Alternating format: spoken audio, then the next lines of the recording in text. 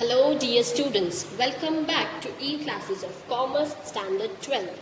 In our last video we studied about decentralization. In this video we are going to study about delegation of authority. Authority means powers. That means powers are given to the subordinates. Delegation of authority means to give the powers. So powers are given to the subordinates when the size of business unit is on large scale. Top level management gives powers and responsibilities to subordinates to make sure whether the orders are followed or not.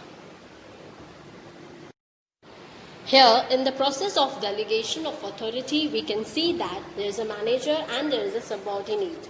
Manager gives responsibility and authority to subordinate, and in return, subordinate is answerable to manager for the work given, for the task assigned to them.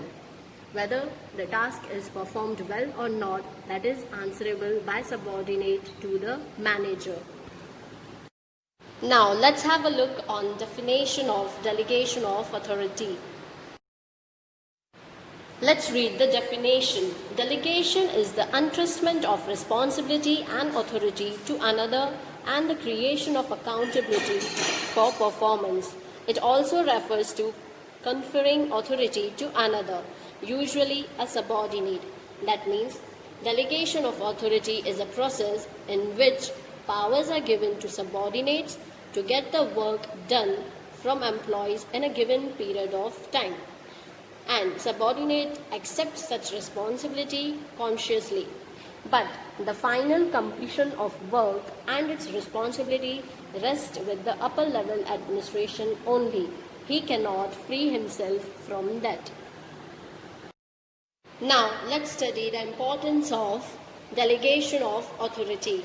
As powers are distributed among the subordinates, the officers working at higher level have less burden, or the managers have less burden, and even the top level management has less burden, and they can focus on major decisions of business unit or any important area of work of business unit, due to which there is efficient work management by top level management.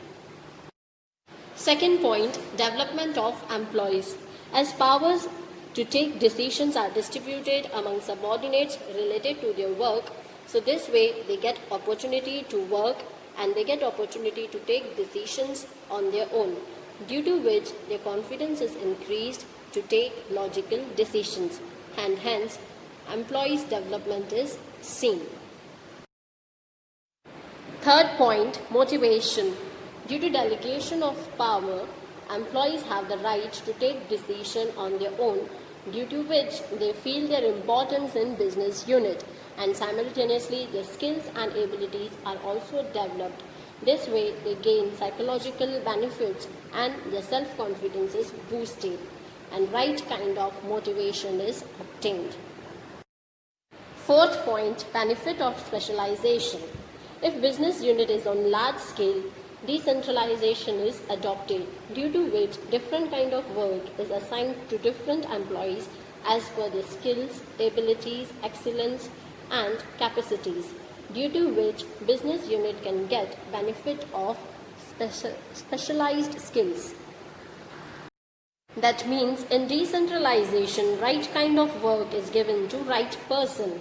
So we can get the benefit of specialization because of decentralization. Fifth point, coordination. Due to delegation of authority, each one has power to take decisions independently, whether he is a manager or subordinate, and their opinions are respected, and so they are able to maintain personal relationships between them in the organization. This enables or makes sure good coordination between them. Sixth point, scope of expansion. As in delegation of authority, powers are distributed, so the upper level officers or the higher officers are free from the burden, and so they can focus on new ideas for the expansion of business. And if they focus on the expansion of business, that will help to enable long life to the organization and ease in doing business. So here we are done with the topic delegation of authority and its importance. Go through the topic, revise it thoroughly. Thank you.